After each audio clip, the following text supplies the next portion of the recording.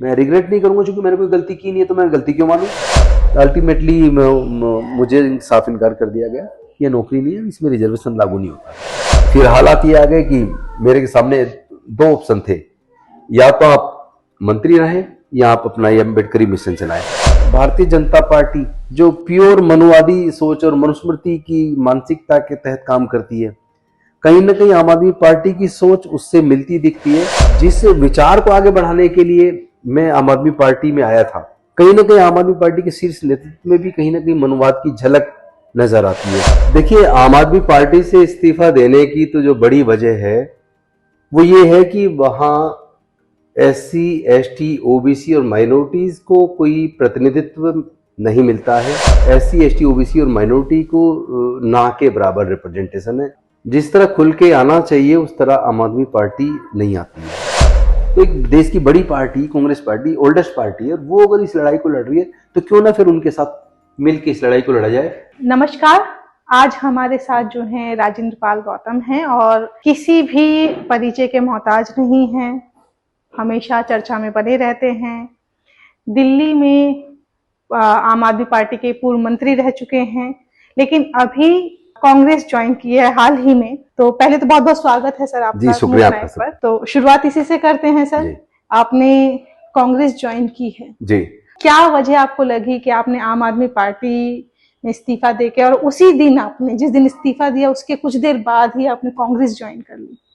देखिए, आम आदमी पार्टी से इस्तीफा देने की तो जो बड़ी वजह है वो ये है कि वहां SC, ST, OBC और माइनॉरिटीज को कोई प्रतिनिधित्व नहीं मिलता है। केंद्र के अंदर वहां 4 पद हैं। राष्ट्रीय संयोजक अरविंद केजरीवाल, राष्ट्रीय महासचिव पंकज गुप्ता, राष्ट्रीय कोषाध्यक्ष ND गुप्ता, ये तीनों ही वैसे समाज से आते हैं। और चौथा एक पद बनाया गया राष्ट्रीय महासचिव संगठन, जो ब्राह्मण समाज से आते हैं, संदीप पाठक। SC, ST, OBC और माइनॉरिटी को ना के बराबर रिप्रेजेंटेशन है, कोई एक आध जगह मुश्किल से होगा। वहां SC, ST, OBC और माइनॉरिटीज के मुद्दों पर जिस तरह खुल के आना चाहिए उस तरह आम आदमी पार्टी नहीं आती है। दूसरी बात, जहां भारतीय जनता पार्टी जो प्योर मनुवादी सोच और मनुस्मृति की मानसिकता के तहत काम करती है, कहीं ना कहीं आम आदमी पार्टी की सोच उससे मिलती दिखती है। और संविधान बचाने की लड़ाई में जिस मजबूती के साथ कांग्रेस का नेतृत्व, विशेष रूप से राहुल गांधी जी जिस तरह निडरता के साथ पूरे देश में जाकर और संसद के अंदर भी अनुसूचित जाति, जनजाति, पिछड़े वर्गों की और माइनॉरिटीज की हिस्सेदारी, भागीदारी की बात कर रहे हैं, तमाम वो मुद्दे जो इन वर्गों को कहीं ना कहीं प्रभावित करते हैं, उन मुद्दों पे मजबूती के साथ खड़े दिखते हैं। उतनी मजबूती के साथ आम आदमी पार्टी नजर नहीं आती। जिस विचार को आगे बढ़ाने के लिए मैं आम आदमी पार्टी में आया था, जिस तरह की बातें आम आदमी पार्टी में उस वक्त हम सुनते थे सामाजिक न्याय की, वो चीज वहां रह के नजर नहीं आई। कहीं ना कहीं आम आदमी पार्टी के शीर्ष नेतृत्व में भी कहीं ना कहीं मनुवाद की झलक नजर आती है। 10 साल लग गए आपको ये समझने में कि एक पार्टी में जो है सारे शीर्ष पदों पे एक ही तरह की जाति के लोग हैं, या आप अपने मन का काम नहीं कर रहे? तो ये 10 साल, इतना लंबा समय कैसे? 2020 में दोबारा से चुनाव हम लड़े। फरवरी में 8 फरवरी को चुनाव हुआ, 11 फरवरी को रिजल्ट आया 2020 में। मेरे मन में ये सपना था और मैंने अरविंद जी के सामने रखा कि मैं चाहता हूं कि इस बार 100 लाइब्रेरी ऐसे क्लस्टर्स के अंदर, रीसेटलमेंट कॉलोनीज के अंदर मैं बनाऊं, ताकि ये बच्चे जिनके घर में पढ़ने की जगह नहीं है लेकिन पढ़ने की इच्छा है, तो उन्होंने मुझे कहा कि नहीं आप रहने दो, इसको मनीष जी करेंगे। आज तक भी वो काम नहीं हुआ है। तो वो जो सपोर्ट नहीं मिला तो निराशा और बढ़नी शुरू हो गई। फिर एक समय ऐसा आया कि दिल्ली की सरकार ने CM फेलो रखे, कई विभागों में फेलो रखे, जल बोर्ड में, एजुकेशन में या दूसरी कई जगह, जिसमें 70,000 से लेके लगभग 2.5 लाख तक की सैलरी वाले लोग थे। तो मैंने उसमें भी बात की कि मैं इसमें आप रिजर्वेशन क्यों नहीं दे रहे हैं। तो मुझे कहा गया कि ये नौकरी नहीं है, ये तो फेलोशिप है, इसमें तो स्टाइपेंड मिलता है। तो मैंने कहा सरकारी फंड तो इन्वॉल्व है ना। अल्टीमेटली मुझे साफ इनकार कर दिया गया, ये नौकरी नहीं है, इसमें रिजर्वेशन लागू नहीं होता। फिर मोहल्ला क्लिनिक में वैकेंसीज निकाली तो उसमें भी रिजर्वेशन नहीं था कि किसी भी विभाग में कोई भी वैकेंसी अगर निकलती है और वो 45 दिन से ज्यादा के लिए तो उसमें रिजर्वेशन रूल अप्लाई करना कंपलसरी, उसको देना होता है। मैंने वो चिट्ठी लिख दी चीफ सेक्रेटरी को कि आप किसी भी विभाग में वैकेंसी निकलती है तो 45 दिन से ज्यादा के लिए आप रखते तो आपको SC ST OBC को रिजर्वेशन देना पड़ेगा। लेकिन अनफॉर्चुनेटली चीफ सेक्रेटरी ने तुरंत मेरी बात को संज्ञान लिया। पहले तो मैं फॉर्चुनेट समझता हूँ अपने आप को कि उन्होंने कहा ये तो लीगल क्वेश्चन है, कल को कोई दिक्कत ना आ जाए, आप इसको तो करना पड़ेगा। तो उन्होंने सभी विभागों के सेक्रेटरीज को बोला कि भाई ये लीगल क्वेश्चन है, कल को दिक्कत आ जाए, इसलिए आप सारी वैकेंसीज फिलहाल रोक दीजिए। जो हेल्थ डायरेक्टर थी उन्होंने मनीष जी को कहा, डिप्टी CM को, कि वो तो भर्ती बंद हो गई है, रोक दी गई है। उन्होंने CM को कहा, CM ने 4 अक्टूबर 2022 को सुबह मुझे बुला लिया और मेरे से पूछा कि क्या तुमने चीफ सेक्रेटरी को चिट्ठी लिखी है? मैंने कहा हाँ लिखी है। तो उन्होंने कहा कि भाई क्या चिट्ठी लिखी है? मैंने उनको बताया, मैंने कहा लिखी है कि अगर कोई DOPT का ऑर्डर है गवर्नमेंट ऑफ इंडिया का, कोई भी वैकेंसी अगर 45 दिन से ज्यादा के लिए भर्ती की जाती है तो उसमें रिजर्वेशन रूल लागू करना पड़ेगा। तो वो नाराज हो गए और कहने लगे तुम्हें तो बस रिजर्वेशन का लगा रहता है। फिर हालात ये आ गए कि मेरे सामने 2 ऑप्शन थे, या तो आप मंत्री रहे या आप अपना ये अम्बेडकरी मिशन चलाएं। तो मैंने कहा मैं मिशन चलाऊंगा, मैं आपको जो दिक्कत आ रही है हमारा राजनीतिक चुनाव में, मैं आपको दिक्कत नहीं आने दूंगा पार्टी को, मैं रिजाइन कर देता हूं। लेकिन उसके बाद भी मैं कोशिश करता रहा कि किसी तरीके से आम आदमी party SC ST OBC minority को प्रतिनिधित्व दे और SC ST OBC माइनॉरिटीज के मुद्दे को अपने एजेंडे में ले, उनके मुद्दों पे बात करें। लेकिन कहीं ना कहीं देखने में आया कि कोई बदलाव नजर नहीं आया, बल्कि ऐसा लगा जैसे जिस ट्रैक पे बीजेपी चल रही है कहीं ना कहीं उसी ट्रैक पे कमोबेश आम आदमी पार्टी कोशिश कर रही है। लेकिन जो समाज वोट दे रहा है आप उनको कब तक इग्नोर करोगे? तो मेरे लिए फिर असहनीय सा हो गया। अपने आप को आम आदमी पार्टी में बनाए रखना, एक तरफ मैं फुले साहू अम्बेडकर पेरियार कांसीराम साहब की विचारधारा को मानने वाला व्यक्ति, मैं ऐसे कब तक बर्दाश्त करूं कि मेरे काफी प्रयास करने के बाद भी हिस्सेदारी भागीदारी नहीं मिल रही है। तो अल्टीमेटली फिर मैंने डिसाइड किया कि अगर ये इस बात को, इस लड़ाई को, इस मूवमेंट को, इस हिस्सेदारी भागीदारी की बात को, जाति जनगणना की बात को, सामाजिक न्याय की बात को अगर राहुल गांधी जी राष्ट्रीय स्तर पे लेकर चल रहे हैं, तो एक देश की बड़ी party Congress party oldest party है, वो अगर इस लड़ाई को लड़ रही है तो क्यों ना फिर उनके साथ मिलकर इस लड़ाई को लड़ा जाए। इसलिए मैंने फिर आम आदमी पार्टी से रिजाइन किया और फिर मैंने कांग्रेस को। तो ये जो विवाद आप बता रहे थे, तो ये विवाद उसी समय का है जब आपने बौद्ध धर्म की जो प्रतिज्ञा दिलवाई थी, उस समय इतना पूरे देश भर में जो है हल्ला मचा था। हालांकि मेन स्ट्रीम मीडिया ने उसको चलाया कि वो एक विवादित बयान है, जबकि वो विवादित नहीं था। उस समय एक आरोप लग रहा था कि केजरीवाल हैं, उन्होंने जबरदस्ती आपसे इस्तीफा दिलवाया। नहीं, मैंने बताया ना कि चुनाव में जब वो मुद्दा बनाया हाँ। तो मेरे सामने फिर 2 विकल्प रखे, या तो आप मिशन जय भीम चलाई, इसको रिग्रेट करो हाँ, और मंत्री बने रहो, या फिर आप रिजाइन करो और अपना मिशन चलाओ। तो मैंने कहा मैं मंत्री पद से रिजाइन करके अपना मिशन चलाता हूँ, मैं रिग्रेट नहीं करूंगा, क्योंकि मैंने कोई गलती की नहीं है तो मैं गलती क्यों मानूं। तो उसी के बाद से क्या जो है आम आदमी पार्टी के जो शीर्ष नेता हैं उनमें एक नाराजगी हो गई थी आपको? नाराजगी तो मुझे लगता है जब मैंने वो चिट्ठी लिखी थी चीफ सेक्रेटरी को कि मैं जो SC ST OBC माइनॉरिटीज के मुद्दों को उठाता था, उनको रिप्रेजेंटेशन की बात करता था, तो कहीं ना कहीं वो बात उनको हजम नहीं होती थी। जिसकी संख्या 90% है देश में, उस 90% समाज को कितना प्रतिनिधित्व दिया है ये तो आपको उनका डाटा बता देगा। कि ये क्या अरविंद केजरीवाल से पूरी नाराजगी है, या जिस तरह से नेताओं के साथ होता है कि वो देख लेते हैं, आंक लेते हैं कि अच्छा अभी इस पार्टी का जो है भविष्य अभी थोड़ा सा खतरे में है, जिस तरह से अभी आम आदमी पार्टी या केजरीवाल जिस तरह से अभी दिल्ली में सरकार ढंग से चल नहीं पा रही है या उनको परेशान किया जा रहा है, या उसका आभास होते हुए जो है आपने कांग्रेस को ज्वाइन किया? नहीं, ये बात नहीं है। मैं एक विचारधारा वाला आदमी, मेरे लिए कोई पद महत्वपूर्ण नहीं रखता। तो ये बात नहीं है कि आम आदमी पार्टी कमजोर हो रही है तो छोड़ के जाना हुआ, ये बात नहीं है। वो भी जानते हैं कि मुझे पद का लालच कभी नहीं रहा।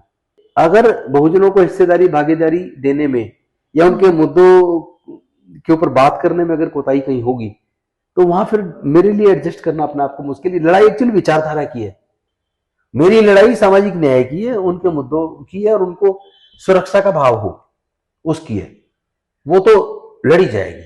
तो कांग्रेस में रह के आपको लगता है कि कुछ आप ऐसा नया कर पाएंगे? जो राहुल जी से जो चर्चा हुई है, राहुल जी को जो मैं पिछले 2 साल से देख रहा हूँ, आपकी मुलाकात हुई? मेरी मुलाकात हुई है अभी 17 अगस्त को Okay. 1 घंटे से ज्यादा देर तक बात हुई है। ओके। उससे पहले लोकसभा चुनाव से पहले इंडिया गठबंधन के लिए जब मैं प्रचार कर रहा था तो उस दौरान भी उनसे 40 मिनट मेरी बात हुई और मेरी सामाजिक न्याय के मुद्दों पे बातचीत हुई, जाति जनगणना के मुद्दे पे बात हुई, SC ST OBC और माइनॉरिटी के उत्पीड़न के ऊपर बात हुई। सब मुद्दों पे खुल के चर्चा की मैंने। तो मुझे लगा कि वो आदमी दिल से अंदर से पवित्र है। उसको भाजपा ने और उसके पूरे मीडिया ने बदनाम करने की कोशिश की, otherwise by heart is a pure heart man. और वो जो मुद्दे बोल रहे हैं उसके लिए काम भी कर रहे हैं, पूरे देश में जाके बोल रहे हैं।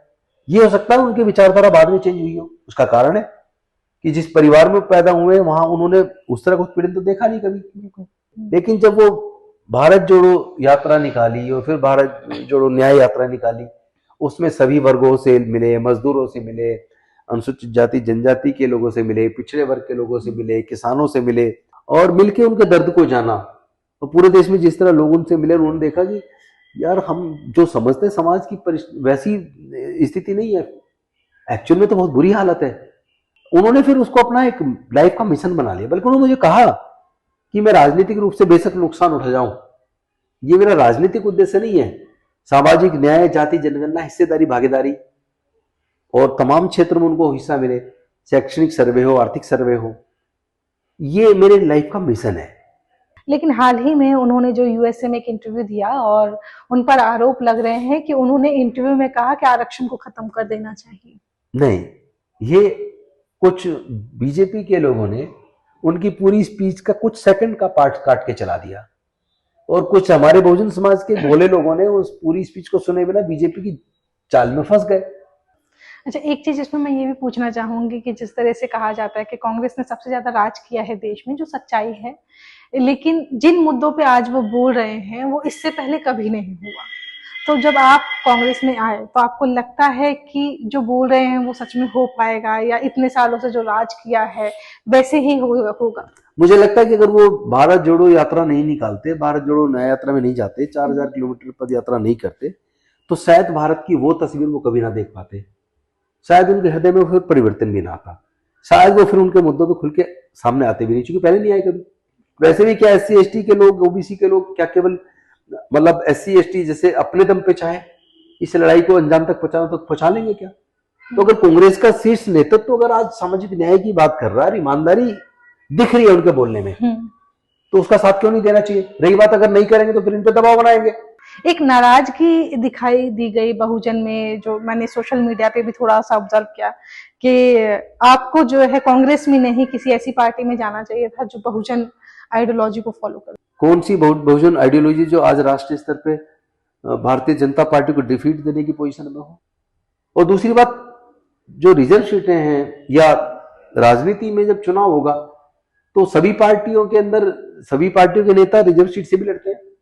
जिस पार्टी में भी हमारा आदमी जुड़ता है, जब वो विचारधारा से कट जाता है तो वो खत्म हो जाता है। विचारधारा का बढ़ना और विचारधारा के लिए लड़ना, ये ज्यादा महत्वपूर्ण है। आपको कांग्रेस में कोई ऐसा पद मिला जिसमें आप अपने मन का कर पाए?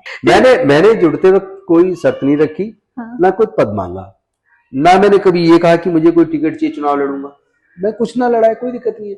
पार्टी का शीर्ष नेतृत्व तय करेगा मेरी क्या भूमिका है, मैं क्यों मांगू, मुझे मांगने की क्या जरूरत है। लेकिन वो काम में हम जानना चाहते हैं कि कांग्रेस में आके ऐसा कौन सा पहला काम होगा मैं राष्ट्रीय स्तर पे बहुजन समाज की जो विचारधारा, फूले साहू अम्बेडकर, पेरियार और माननीय कांसीराम साहब की विचारधारा है, जो सबके लिए कल्याणकारी है, विशेष रूप से वंचित वर्गों की, SC ST OBC माइनॉरिटी की जो आवाज है, उनके जो मुद्दे हैं, उन मुद्दों को कांग्रेस के प्लेटफॉर्म से मजबूती के साथ पूरे राष्ट्रीय स्तर पर उठाना चाहता हूं। ये मेरे दिल का भाव है। अब मैं उस सवाल पे आ रही हूँ जिसमें पूरे देश में खलबली मची हुई है। SC ST जो रिजर्वेशन है उस पर सुप्रीम कोर्ट का जो फैसला आया था, उस पे आप क्या कहना चाहते हैं? मैं समझता हूँ ये फैसला, इस फैसले में मुझे जुडिशियस माइंड नजर नहीं आता, क्योंकि इससे पहले भी 5 जज बेंच की सुप्रीम कोर्ट की जजमेंट आ चुकी है जिसने सब क्लासिफिकेशन को सिरे से नकार दिया है। आर्टिकल 341 सब क्लोज 2 का उल्लंघन बताया, आर्टिकल 14, आर्टिकल 15(4), आर्टिकल 16(4) का उल्लंघन बताया। और वैसे ही कोर्ट ने खुद हैंड किया, सुप्रीम कोर्ट ने, कि ये होमोजीनियस सोसाइटी है। लेकिन अब 7 जजों की बेंच नहीं कर दी, हेट्रोजीनियस सोसाइटी है। तो ये कोई आर्टिकल 14, आर्टिकल 15 फॉर 16 फॉर का उल्लंघन नहीं है। और ये भी कर दिया कि स्टेट गवर्नमेंट चाहे तो ऐसा कर सकती हैं, तो हर राज्य सारी की चीज सरकार कर को दी छोड़ दिया। और राज्य सरकार को छोड़ दिया। लेकिन एक बात इसमें जो जजमेंट में खास है वो ये है कि उन्होंने कहा कि इसके लिए ये अंडर रिव्यू रहेगा सुप्रीम कोर्ट के, कि कोई भी सरकार इसको करती है तो उससे पहले एम्पिरिकल डाटा होना चाहिए। तो जाति जनगणना होगी तो सारी तस्वीर ही सामने आ जाएगी। जिन जातियों के बारे में कहा जाता है ये जाति बहुत ज्यादा नौकरियों में आ गई है, तो उनकी पॉपुलेशन भी सामने आ जाएगी, उनकी पॉपुलेशन भी ज्यादा है तो ज्यादा दिखता है। अनुसूचित जाति में अगर आप देखेंगे विशेष रूप से उत्तर भारत में, तो यह जो चमार जाति है, जाटव जाति है, वो कहीं ना कहीं संख्या में ज्यादा है। लेकिन उसी रेशो में जो दूसरी जाति उनकी संख्या कम है, लेकिन वो भी नौकरी में है लेकिन वो जो पढ़ा लिखा है, जो उस क्वालिफिकेशन को मीट करता है, जो उस एग्जाम में एग्जाम पास करता है। तो अगर एक मिनट के लिए मैं ये कहता हूं, अगर सब क्लासिफिकेशन करने से न्याय मिल जाएगा तो मैं कहता हूं कर दो, मैं उसका विरोध नहीं करूंगा। लेकिन पहले ये तो बता दो करोगे कैसे। और दूसरी बात उससे भी ज्यादा महत्वपूर्ण, शिक्षा इतनी महंगी कर दी गई है, हायर एजुकेशन, टेक्निकल एजुकेशन में कई कई लाख रुपया चाहिए डिग्री करने के लिए, engineering, medical, law, management, architect, मतलब 15-15, 20-20, 25-25 लाख रुपए चाहिए। बिल्कुल। और हमारे तो 99% लोगों के पास पैसा ही नहीं है पढ़ने के लिए, तो ना उन पे वो क्वालिफिकेशन होगी, ना वो एग्जाम में बैठ पाएंगे, ना उन्हें हक कभी मिलेगा। तो पहले उनकी पढ़ाई का फीस का इंतजाम तो कर दे सरकारें, जो पढ़ेगा और जो सक्षम होगा।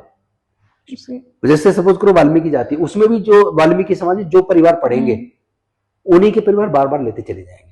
जो सक्षम नहीं हो तो पढ़ ही नहीं पा रहा तो बेचारा वो फिर कंपटीशन में जाएगा कहां से। तो ये फैसले से जो है दलित भी आपस में बढ़ गए हैं। ये बांटने के लिए तो दिए करवाया गया है।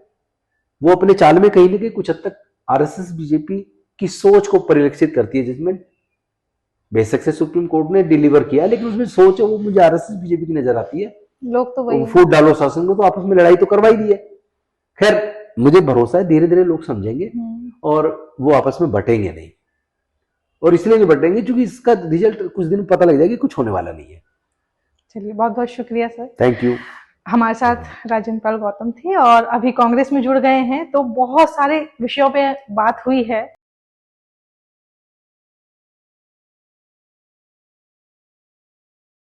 द मूक नायक जनवादी पत्रकारिता करता है। यह संविधान, लोकतंत्र और सामाजिक न्याय पर चलने वाला चैनल है।